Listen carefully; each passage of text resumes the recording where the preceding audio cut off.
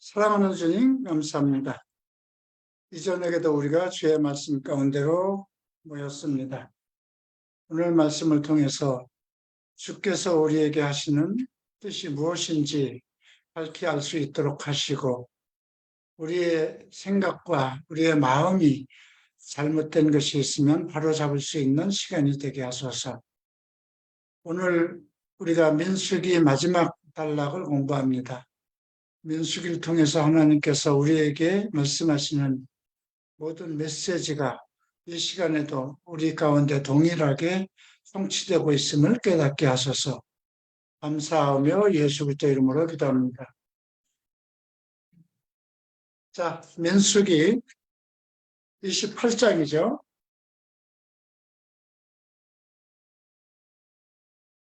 민수기 28장부터 오늘 36장까지 마지막 단락까지 살펴보도록 하겠습니다. 다음 주부터 또 신명기입니다. 신명기를 끝내면 구경이 마무리되죠. 우리가 구약을 이렇게 한 편 한 편 살펴보는 것 중에 그 속에서 신약에 나타나신 예수 그리스도를 그 모형을 보는 것 같은 그러한 그 말씀들을 여러분들이 찾아낼 수 있어야 돼요. 이 말씀이 신약에서는 어떻게 증거되고 있는가, 또 구약에서 언급된 이 말씀이 복음서에서는 우리를 통해서 어떻게 언급되고 있는가, 이런 부분들을 좀 이해할 필요가 있습니다. 자, 28장은 제사와 계명에 대한 강의. 이스라엘 백성들에게 구약에서 가장 중요시하는 건 하나님께 드리는 제사죠. 지금으로는 예배로 보면 됩니다. 계명은 지켜야 할 것이죠. 계명은 우리가 지금 예수님께서 그 마태복음에서 구약의 율법과 선지자의 모든 강령을 하나로 말씀하셨죠. 첫째는 하나님을 사랑하는 것이고, 둘째는 내 이웃을 내 몸처럼 사랑하라 하신 것이다. 그래서 지금 우리가 요한일서를 배우면서 하는 모든 주제는 형제 사랑입니다. 성경에 주님께서 새 계명을 주신 거거든요. 베드로도 그렇고 요한도 그렇고 바울도 그렇고 거의 그 모든 서신의 마지막 부분에서는 사랑을 얘기합니다. 이 사랑은 새롭게 얘기하는 것이 아니라 처음부터 하나님께서 말씀하셨고 또 그 예수께서 하신 말씀, 그 계명이라는 거죠. 그러니까 충분히 너희가 그 형제 사랑을 하지 않으면 이미 버림받은 자이다, 죄인이다, 죄를 짓는 자들이라 하나님의 기업을 받을 수 없다. 여기까지 사도 요한이 언급하고 있는 그 뜻을 잘 생각해야 돼요. 하나의 계명, 구약과 신약을 통틀어서 우리에게 주신 새 계명. 그러니까 너희가 성경을 충분히 이해하고 알았으면 그 새 계명, 형제를 사랑하라는 그 계명은 철두철미하게 지켰을 것이라는 거죠. 그런데 또 구약의 유대인들처럼 다시 교회 안에 율법주의가 되고 어떤 그 자기 권위, 이런 권위주의로 빠지기 때문에 그런 말씀을 새롭게 하는 것이 아닌가 싶습니다. 자, 오늘 28장에서 다시 제사와 계명에 대한 것을 언급하는데요. 먼저 2절을 보면 이스라엘 자손에게 명하여 그들에게 이르라. 모세에게 명령한 거죠. 내 헌물, 내 음식인 화제물, 이렇게 얘기합니다. 내 헌물이라고 하고 내 음식인 화제물, 내 향기로운 것은 너희가 그 정한 시기에 삼가내게 받은, 정한 시기마다 이렇게 다 다릅니다. 그래서 매일 드리는 화제가 있어요. 화제는 1년 되고 흠없는 순양을 매일 2마리씩 상번제로 드리고, 이게 참 쉽지 않은 거죠. 매일 순양 2마리씩 잡아서 매일 상번제로 드리고, 어린 양 한 마리는 아침에 드리고 또 어린 양 한 마리는 후질 때 드리라. 참 이게 쉬운 일이겠습니까? 그런데도 이스라엘 백성은 이러한 제사 드리는 것을 힘들어하지 않았습니다. 이스라엘 백성들이 하나님께 드리는 제사를 두고 불평불만하는 것은 별로 없어요. 예, 그만큼 이렇게 많은 제사가 있음에도 이스라엘 백성은 그 제사를 열심히 드리고, 그런데 문제는 그 제사를 드림 속에서도 그들이 어떤 마음의 평안을 얻지 못하고 계속 어떤 율법의 죄를 이렇게 범하는 그런 상황에 이를 때, 또 생활이 어렵게 될 때 지도자에게 이렇게 불평불만하는 그런 내용들이 계속 나왔죠. 자, 7절에 보면 여호와께 독주의 전제를 부어드리라. 독주라 그럽니다. 나스린들은 독주를 마시지 말라고 그랬죠. 하나님 앞에 서원한 사람들은 독주나 포도주도 마시지 못하게 했는데 독주의 전제를 부어드리라고 합니다. 해질 때 두 번째 어린 양을 드리되 아침에 드린 소제와 전제와 같이 여호와께 향기로운 화제로 드려. 화제라는 것은 이렇게 불에다 태워서 드리는 겁니다. 우리가 번제나 이런 것도 전부 다 화제죠. 그다음 9절부터 안식일에 대한 안식일에 드리는 그 상번제에 대해서 언급되어 있죠. 1년 되고 흠없는 순양 2마리와 고운 가루 10분의 2에 기름 섞인 소제와 그 전제를 드릴지니 이는 상번제와 그 전제 외에 매 안식일에 번이 상번제와 다르다는 거죠. 그 매일매일 드리는 그 전제 뭐 화제와 달리 또 안식일에는 또 다른 번제를 드립니다. 또 11절에 초하루에는 수송아지 2마리와 순양 1마리를 1년 되고 흠없는 순양 7마리로 여호와께 번제를 드리되 초하루에 드리는 겁니다. 예, 안식일 실제 되는 날 드려야 되고 매일매일 드리는 상번제가 있고 아침 저녁으로 드려야 되고 참 이 제사가 이렇게 많죠.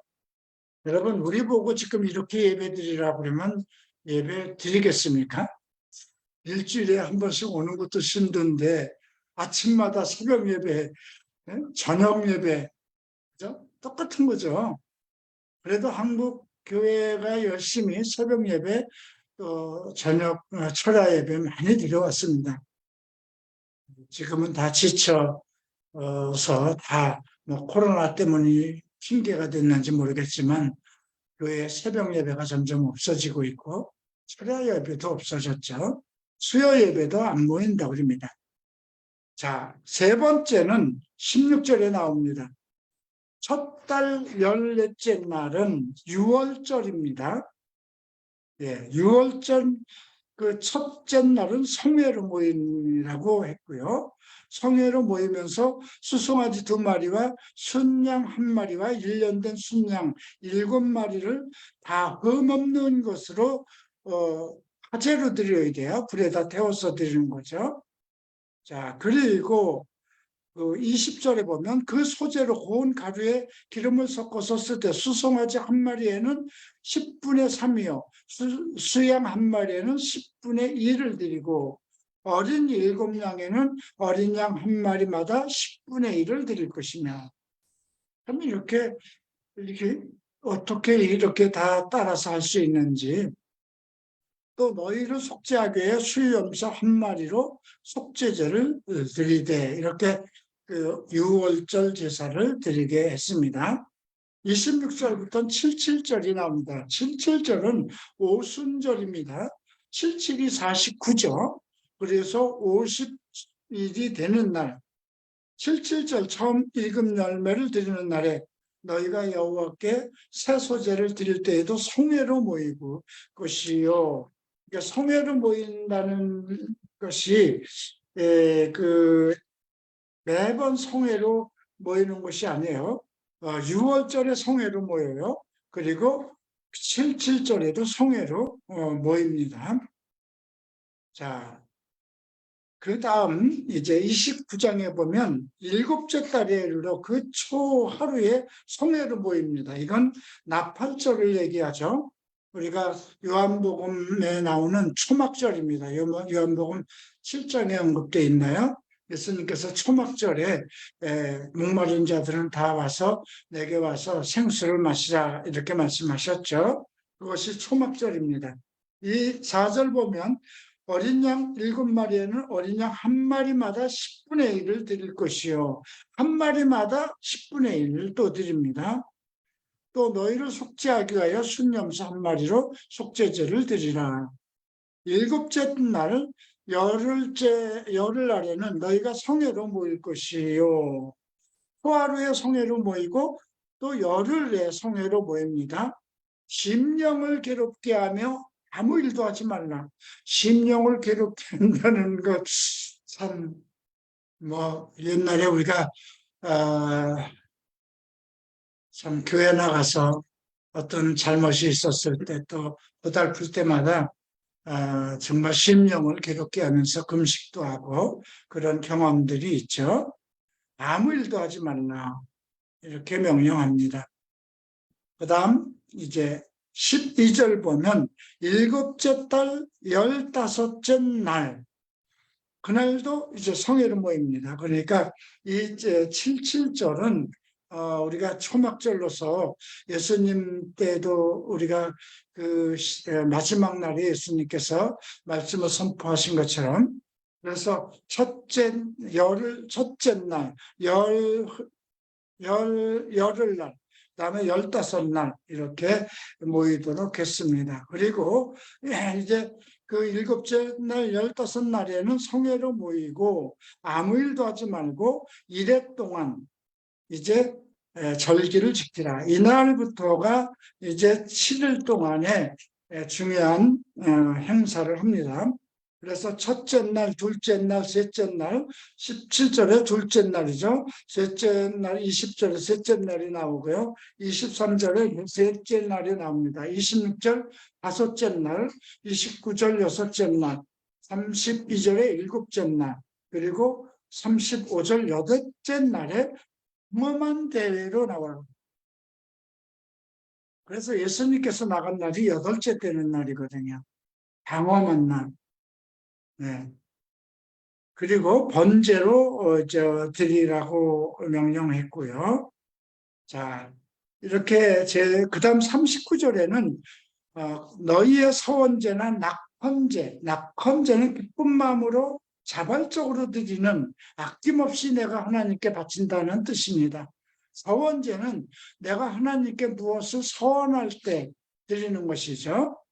예. 그래서 너희가 이 절기를 당하거든 여호와께 이같이 드릴지니 이는 너희의 소원제나 낙헌제로 드리는 번제, 소제, 전제, 화목제 외에 드릴 것이라. 이건 개인이 드리는 것 외에 별도로 이 모든 절기마다 드리는 거죠. 6월 맨 처음에 6월절이죠. 그 다음 언급되는 77절이고요. 그 다음 초막절 이렇게 절기들이 있습니다. 자, 30장을 봅니다. 이제 여자가 어떤 소원을 했다면 이런 뜻입니다. 3절 보죠.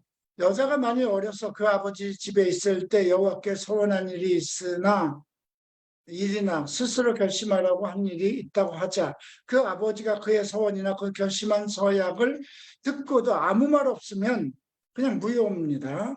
그러나 그 모든 소원을 아무 말 없으면 그의 모든 소원을 행할 것이요 그 결심한 소원을 지키고 아버지가 얘기해야 되는 거예요. 근데 아버지가 아무 얘기를 안 하면 무조건 그걸 지켜야 된다는 거죠. 근데 아버지가 안 된다 하면 그건 무효가 되는 것입니다. 그러나 그의 아버지가 그것을 듣는 날에 허락지 아니하면 그의 서원과 결실한 서약은 이루지 못할 것이며 그의 아버지가 허락지 아니하였은즉 여호와께서도 사하리라. 그러니까 이건 딸들의 주권을 아버지가 가지고 있었던 거예요. 그 다음 6절은 이제 아내가, 여자가 남편을 맞을 때 서원이나 결심한 서약이 경솔하게 했어요. 내가 남편을 만나면 이렇게 해야지, 뭐 이런 서원이 있었다면 그의 남편이 그것을 듣고 그 듣는 날에 아무 말이 없으면 무조건 서원을 이행해야 돼요. 그런데 남편이 뭐 여자가 뭐 이런 서원을 다했어, 안 돼, 이렇게 얘기하면 무효가 되는 거죠. 그 다음 9절은 과부나 이혼당한 여자의 서원입니다. 그들은 남편이 없잖아요. 그죠? 또 시집을 갔기 때문에 자기 아버지와도 관계가 없어요. 그러니까 그 모든 결심한 모든 서약은 지켜야 된다는 것입니다. 자, 그리고 부녀가 남편의 집에서 서원하여 이제 결혼한 후에 결심하고 서약한 것은 남편이 듣고도 아무 말 없이 금하지 아니하면 그 서원은 다 이행해야 되고요. 남편이 그것을 듣는 날에 무효화하게 되면 서원과 결심에 대해서 입술로 말한 것을 아무것도 이루지 못하나니 그의 남편이 그것을 무효로 하였은즉 여호와께서 그 부녀를 사하니라. 그러니까 결혼 전에는 아버지가 주권을 가지고 있고 결혼 후에는 남편이죠. 자, 13절 봅니다. 모든 서원과 마음을 자제하기로 한 모든 서약은 그의 남편이 그것을 지킬 수도 있고 무효하게도 할 수 있으니 남편이 여러 날 지나도록 말이 없으면 아내의 서원과 결심은 지켜야 된다는 거죠. 자, 이렇게 서원에 대한 질서를, 규범을 정했습니다.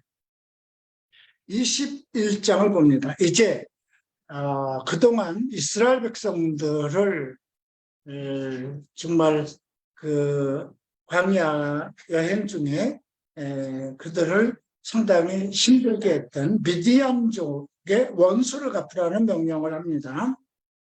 자, 그리고 이제 백성들 가운데 전쟁에 나간 사람을 무장을 시키고 미디안을 쳐서 이제 여호와의 원수를 갚으라고 합니다. 왜 여호와의 원수일까요? 하나님의 뜻을 거스렸기 때문에. 애굽에서 이스라엘 백성은 가나안 땅으로 가는 것은 이스라엘 백성의 뜻이 아니라 하나님의 계획이잖아요. 그 하나님의 계획을 끝장났고 그거를 회방했기 때문에 하나님의 원수라는 것입니다. 각 지파에서 1000명씩을 뽑습니다. 그래서 1000명씩 하면 12,000명이 무장을 할 수 있는 거죠. 그리고 모세가 각 지파에서 1000명을 싸움터에 보낼 때 그 제사장 엘리야살의 아들 비느하스에게 성소의 기구와 신호, 나팔을 들려서 전쟁에 함께 보냅니다. 비느하스는 지난번 거짓 선지자의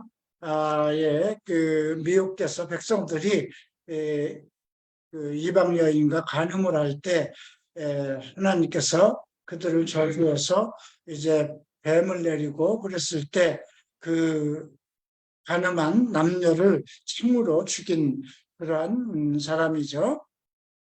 자, 그래서 결국은 비느하스를 중심으로 해서 나간 그 군대가 미디안을 쳐서 남자를 다 죽였어요.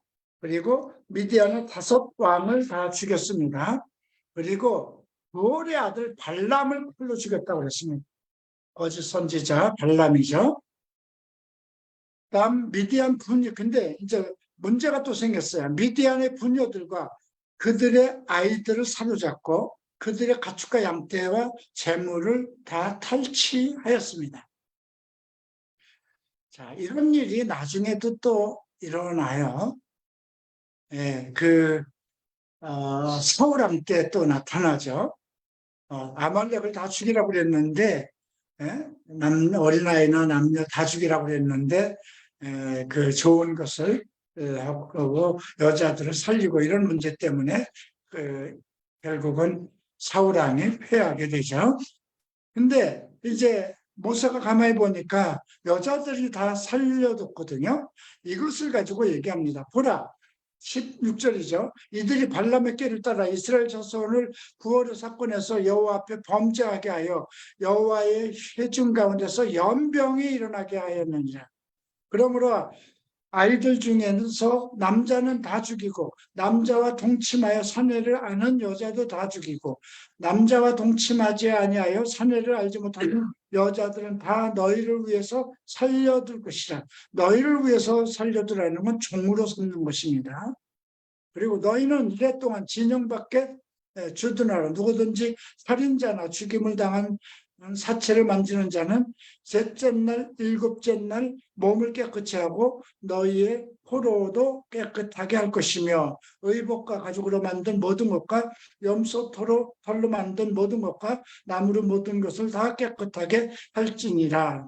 이렇게 해서 정말 남자와 동침하지 않고 사내를 알지 못하는 여자들만 살려두고 나머지는 다 죽이게 했습니다.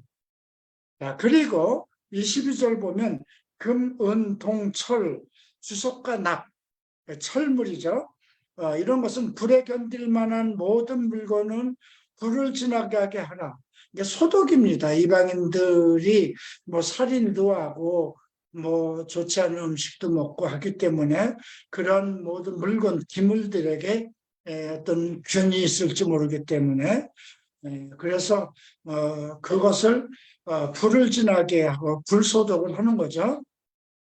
그리고 너희는 일곱째 날에 옷을 빨아 깨끗하게 한 후에 진영으로 들어올지라. 그 정도로 좀 나름대로 어떤 위생을 지켰던 것 같습니다.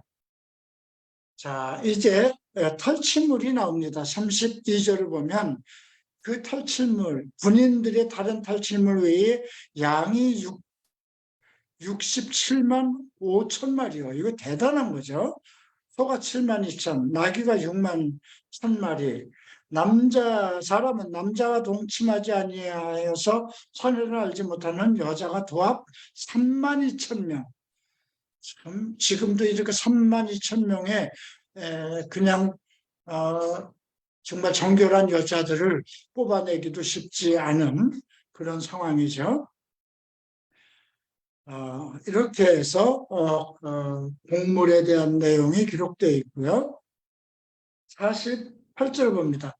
군대의 지휘관들은 곧 천부장, 백부장들이 모세에게 나와서 모세에게 말하되 당신의 종들이 이끈 군인을 계수한즉 우리 중 한 사람도 충나지 아니하였고로. 지금 이거 대단한 거 아니에요? 이렇게 전쟁에서 왕들을 다 잡고 그 백성들을 미디안 군사들과 싸워서 이겼는데 한 사람도 충나지 않았다는 겁니다. 자, 그래서 우리가 각 사람이 받은 금패물, 발목걸이, 손목걸이, 안장반지, 귀걸이, 목걸이 등을 여호와께 헌금으로 우리의 생명을 위하여 여호와 앞에 속죄하려고 가져왔습니다. 이렇게 하니까 모세와 제사장 엘리야살이 그들에게 금으로 만든 모든 폐물을 취했죠. 근데 그 양이 또 어마어마합니다. 그래서 그 마지막 절을 보면 모세와 제사장 엘리야살이 천부장과 백부장들에게 금을 취하여 혐하게 드려 여호와의 이스라엘 자손의 기념을 삼았다. 이렇게 되어 있습니다. 자, 이제 32장을 봅니다. 르우벤 자손과 갓 자손이 심히 많은 가축대를 가졌어요. 가축대가 많으니까 그걸 버릴 수도 없고 가나안 땅으로 요단강을 건너가야 되는데 건너가기는 싫고 그래서 가만히 보니까 길르앗 땅을 보니까 그것이 목축할 만한 장소예요. 그래서 갓 자손과 르우벤 자손이 모세에게 옵니다. 지휘관들에게 얘기를 합니다. 5절을 보면 우리가 만일 당신에게 은혜를 입었으면 이 땅을 당신의 종들에게 그들의 소유로 주시고 우리에게 요단강을 건너지 않게 하소서. 모세가 갓 자손과 르우벤 자손에게 이제 너희가 형제들은 싸우러 가거늘 너희는 여기 앉아서 있고자 하느냐. 이제 그들의 속셈을 보고 얘기를 하죠. 너희가 어찌하여 이스라엘 자손에게 낙담하게 하여 여호와께서 그들에게 주신 땅으로 건너갈 수 없게 하느냐.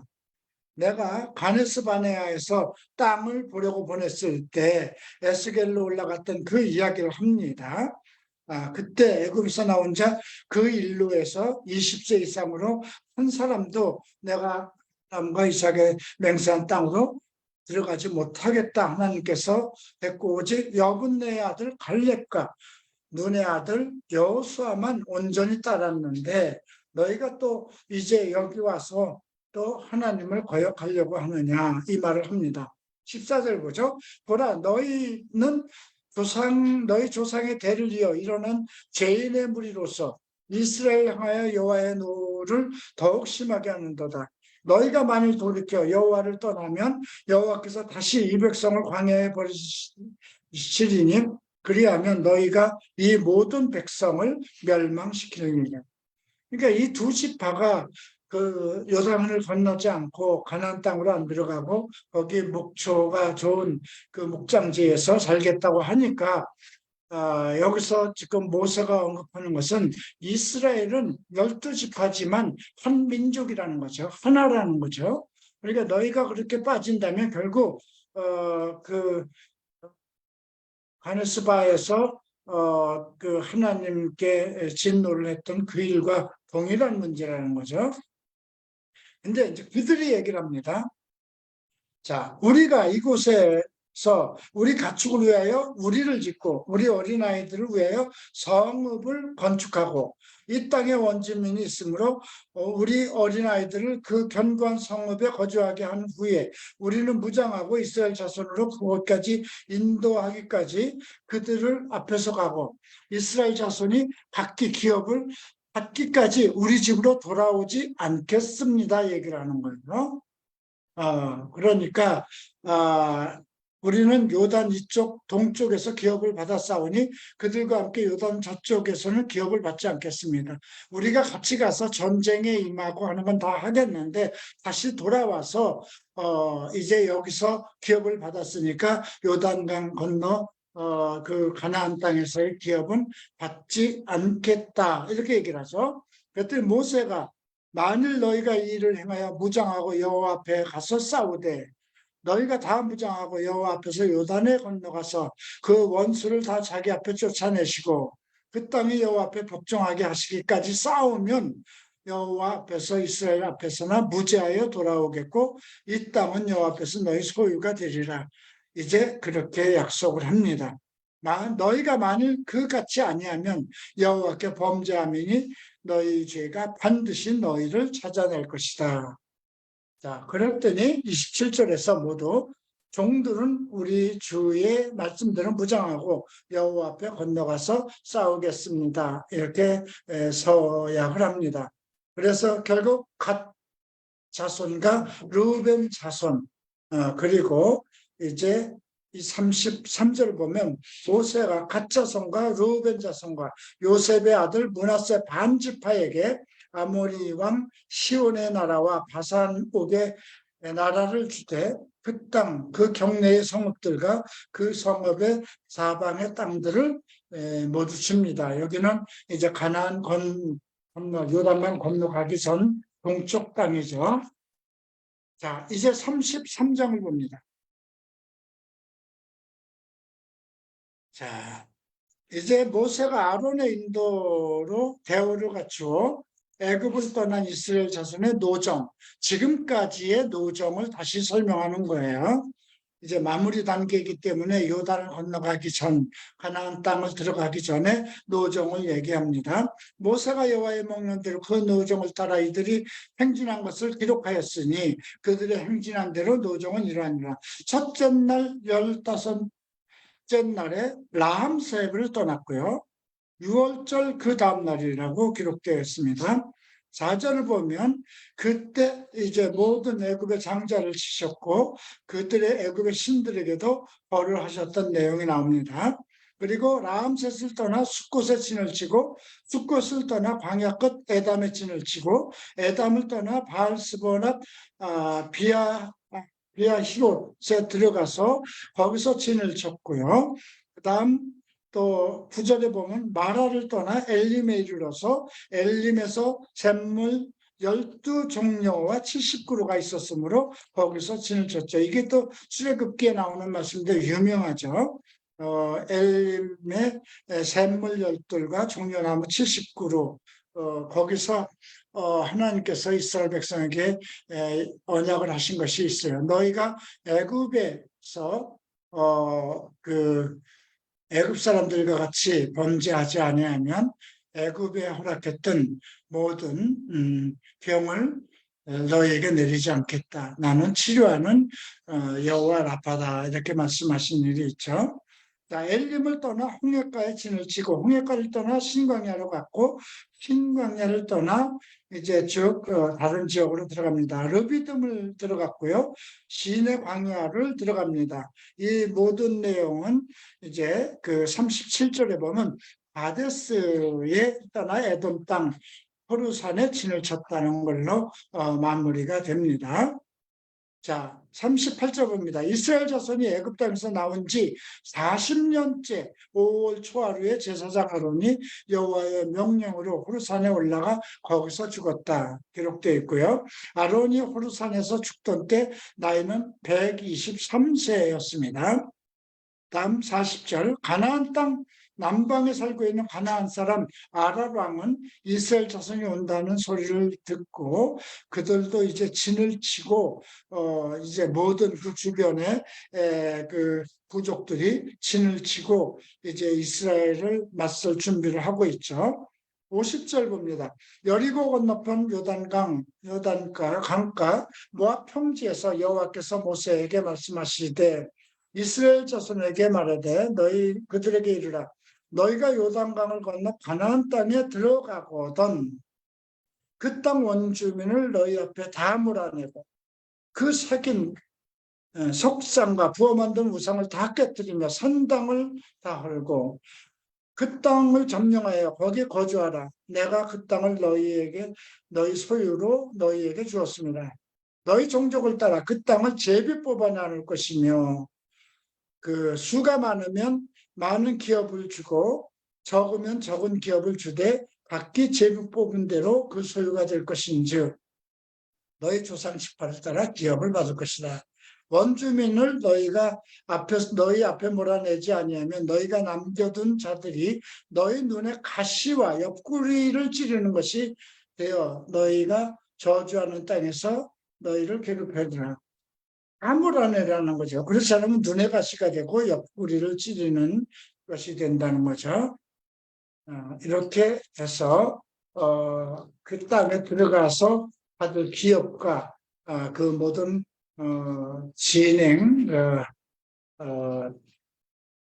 노정이 언급되었습니다. 34장을 봅니다. 자, 3절을 보면 너희 남쪽은 에돔 곁에 있는 신광야가 너희 남쪽 경계는 동쪽으로 염해 끝이고 또 돌아서 아그리빔 언덕 남쪽에서 신을 지나가며 스반의 남쪽에 이르고 이렇게 그들이 지나가는 경계에 대해서 서쪽, 남쪽, 북쪽을 언급합니다. 10절에 보면 너희는 동쪽 경계는 하살 에난에서 그 스밥에 이르고 이렇게 모든 경계, 그 땅을 나누어주고 그 경계를 설명합니다. 13절 보죠. 모세가 이스라엘 자손에게 명하여 이르되 이는 너희가 제비를 뽑아 받을 땅이라 여호와께서 이것을 9지파 반쪽에게 주라. 9지파 반이면 왜 그럴까요? 3지파 반은 이미 동쪽에서 요단강 건너오기 전에 그 땅을 기업으로 줬죠. 르벤 지파와 갓 지파와 므낫세 지파 반쪽은 저쪽에서 기업을 받았기 때문에 그 지파들에 주지 않고 이제 9지파 반에게만 모든 걸 줍니다. 이 기업을 나눠줄 사람에 대해서 이야기가 됐는데요. 17절 보자. 너희에게 땅을 기업으로 나눌 자는 나눌 자의 이름은 이러하니 제사장 엘리야살과 눈의 아들 여호수아다. 그리고 너희는 또 기업의 땅을 나누기 위하여 각 지파의 한 지휘관을 택하라. 그들의 이름은 이러하니 유다 지파에서는 여분네의 아들 갈렙입니다. 여호수아와 함께 12 정탐군 속에서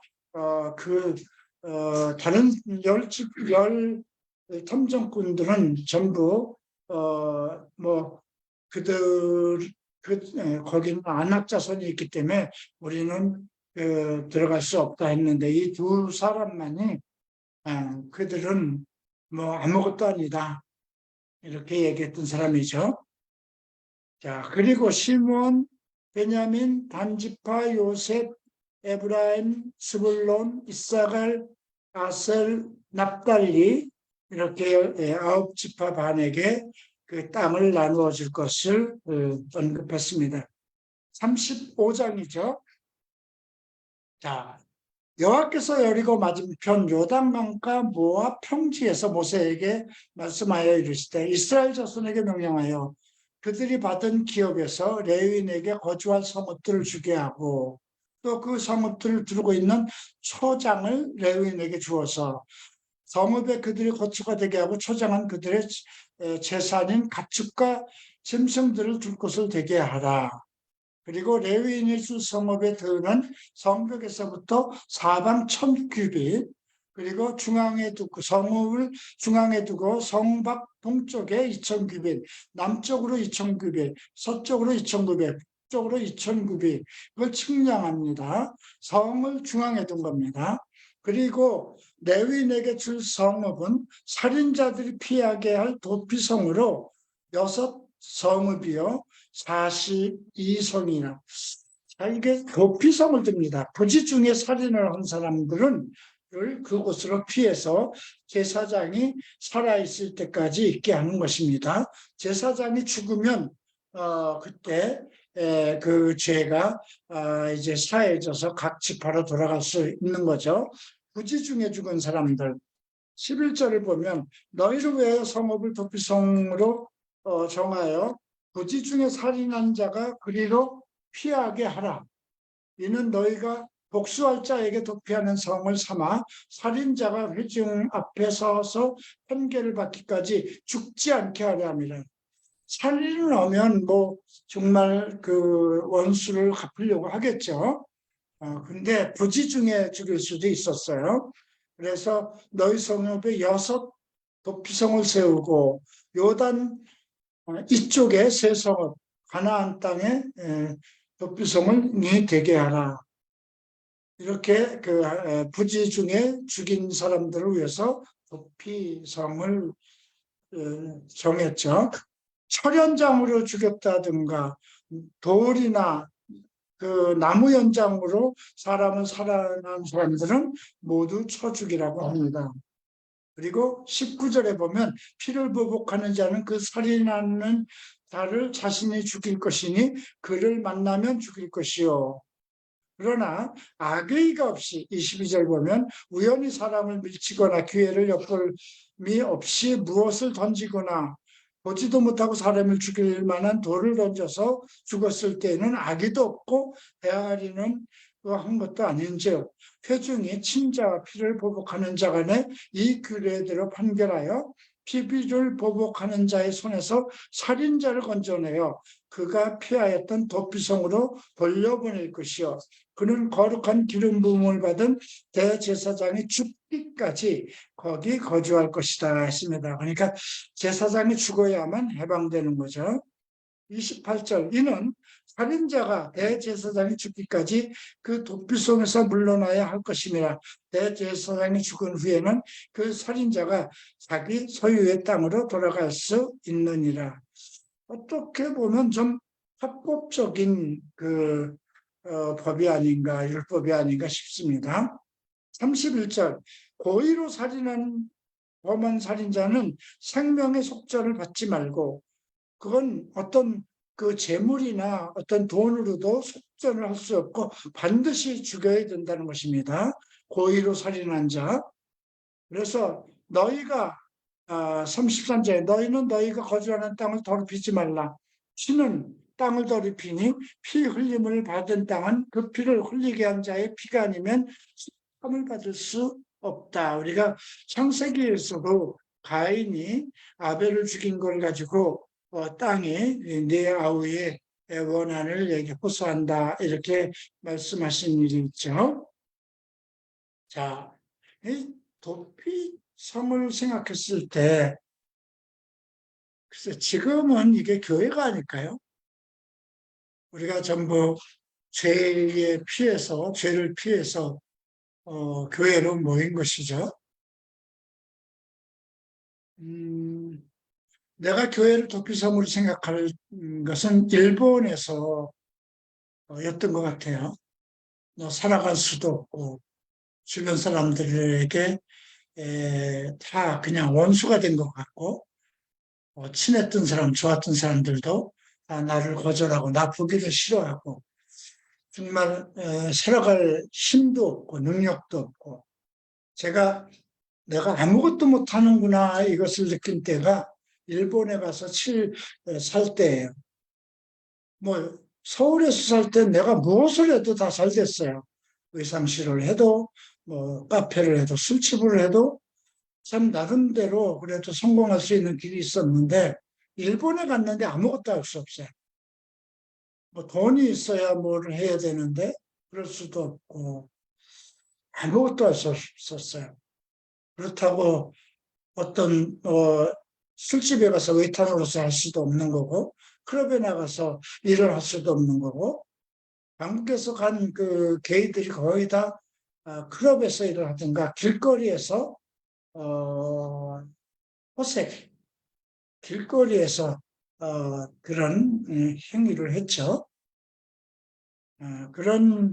근데 나는 아무것도 할 수가 없어. 그리고 나이가 이미 38이 넘어서 그리고 한국에서 내가 어떤 연애를 운영하던 그런 사람이기 때문에 그 일본 신주쿠에서는 전부 다 내 얼굴들을 알죠. 그러니까 나름대로 그들이 볼 때는 거물급이 됐기 때문에 자기네 어떤 그 종업원으로 채용을 할 수 없는 그런 상황이 됐어요. 그래서 살 곳이 교회밖에 없었죠. 여러분들이 지금은 그냥 그리스도 안에서 자기 일을 하면서 편안히 살지만 어떤 문제가 일어나서 혼란스럽고 영적으로도 정신적으로도 견딜 수 없을 때 갈 곳이 교회밖에 없다는 걸 알게 돼요. 근데 그때가 되면 깨닫는 것이 뭐냐면 하나님께서 나를 이곳으로 인도하셨구나. 내가 지금 모든 일이 안 되고 아무것도 할 수 없고 정신적으로도 건강적으로도 도대체 세상 속에서 살아남을 수 없는 그 상황이 됐을 때 교회밖에 없어요. 근데 교회를 가면 그런 때에 교회를 가면 우선 마음이 편안해집니다. 안정이 됩니다. 그래서 피난처가 되죠. 네. 마지막 장 36장입니다. 요셉 자손 종족 중 므낫세의 손자 마길의 아들입니다. 그 수령들이 모세에게 나옵니다. 지난번 앞에서 그 우리 형제 슬로브앗의 기업을 그 딸들에게 주게 하였다. 므낫세 지파 중이죠. 왜냐하면 슬로브앗의 제 아들들을 낳지 못하고 다 죽어버렸어요. 그러니까 우리에게도 기업을 달라. 그래서 딸들에게 허락했죠. 그런데 이들이 다른 사람하고 다른 집하고 결혼을 하는 거예요. 그러면 이렇게 하나님께 받은 기업이 결국 다른 집하로 넘어가는 거죠. 그 문제에 대해서 이제 항의를 하는 거예요. 그래서 만일 이스라엘 자손들이 다른 지파들의 남자들의 아내가 되면 그들의 기업은 우리 조상의 기업에서 떨어져 나가고 그들이 속할 그 지파의 기업이 참가되리니 그러면 우리가 제비 뽑은 기업에서 떨어져 나갈 것이요. 이스라엘 자손의 신연을 당하여 그 기업이 그에게 속한 지파에게 첨가될 것이라. 신연이면 모든 걸 돌려줘야 되거든요. 그런지 그들의 기업은 우리 조상 지파 기업에서 아주 삭감될 것이다. 그러면 우리 조상이 정말 우리에게 나누어 준 것인데 딸들이 다른 지파로 시집가는 바람에 다 그것이 없어질 거 아니냐. 이렇게 했더니 모세가 여호와의 말씀으로 명령합니다.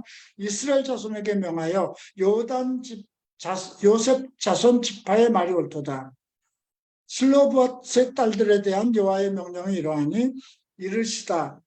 슬로브앗의 딸들은 마음대로 시집가려니와 그 조상 지파의 종족에게로만, 자기 마음대로 시집갈 수는 있는데 자기 조상의 종족에게만 간다는 거죠. 그리하여 이스라엘 자손의 기업이 이 지파에서 저 지파로 옮기지 않도록 했습니다. 8절 봅니다. 이스라엘 자손의 지파 중 그 기업을 이은 딸들은 모두 자기 조상 지파에 종족되는 되는 사람의 딸 아내가 될 것이라. 그리하면 이스라엘 각 조상이 각기 조상의 기업을 보존하게 되어 그 기업이 이 지파에서 저 지파로 옮겨지지 아니하고 이스라엘 지파가 각각 자기 기업을 지킬 것이다. 그래서 슬로브앗의 딸들이 그 명령을 듣고 그대로 행하게 됩니다. 자, 이제 13절, 이는 여리고 맞은편 요단가 모압 평지에서 여호와께서 모세를 통하여 이스라엘에게 명령하신 계명과 규례입니다. 이것이 바로 뭘까요? 이제 앞으로 우리 신명기에서 언급되는 그런 내용들입니다. 여기서 단락이 끊어져서 민수기를 끊었지만 마지막에 마지막 단락으로 분류되어 있다는 것은 이것은 신명기로 넘어가는 과정이라고 생각하면 됩니다. 이렇게 해서 우리가 출애굽한 과정 속에서 이제 이스라엘 백성이 40년 동안 광야에서 흠하고 애굽에서 출발한 사람들은 다 죽고 광야에서 태어난 사람들과 갈렙과 여호수아만 이제 가나안 땅으로 들어가죠. 모세나 아론도 지도자이지만 사실 애굽에서 나온 사람이잖아요. 그래서 결국은 어떤 하나님의 영광을 나타내지 못했다 해서 이제 죽임을 당하지만은 어쨌든 모세도 아론도 가나안 땅엔 들어가지 못합니다. 자, 이렇게 해서 오늘 민수기를 마치고요. 다음 주부터 신명기를 마치도록 하겠습니다. 신명기가 끝나고 나면 바로 이제 사사기가 나오는데요. 그만큼 이제 가나안 땅에 가서 안착을 하면서 그만큼 어떤 하나님의 명령과 율법을 그렇게 줬음에도 불구하고 사사기를 보면 뭐 이런 사람들이 있나, 이렇게 엉망진창으로 사나? 근데 교회도 똑같잖아요. 우리의 뭐 죄를 없이 하고 거룩하고 의롭다는 백성으로 살아가게 했는데, 그리고 우리가 원하는 모든 것을 의로운 백성들에게 다 이루어 주시겠다고 언약이 있는데 우리가 얼마나 재물을 탐하고 육정대로 살아가는지 뭐 똑같습니다. 그래서 구약에 있는 일이 신약에 있는 것과 같은 말씀입니다. 결국은 우리가 율법이 아닌 진리의 말씀대로 살아가느냐가 중심이고요. 하나님의 사랑을 지키고 살아가느냐, 이 두 가지 문제로 결국 결집이 됩니다. 사랑과 진리의 말씀, 이 두 가지가 성경 전체의 하나라고 생각하면 되겠습니다. 기도하고 마칩니다. 전계신 주님 감사합니다. 우리에게 이러한 민수기를 통해서 우리가 살아가는 모든 여정도 민수기와 같구나 하는 것을 느낄 때가 있습니다. 우리가 바라는 가나안 땅, 안식, 이것은 정말 모든 육체적인 소욕과 욕정과 어떤 힘심에서 다 벗어나서 그리스도 안에서 기쁨과 희락을 느낄 수 있는 그런 세상인데 아직도 우리는 우리의 탐심과 욕정과 재물로 싸우고 있습니다.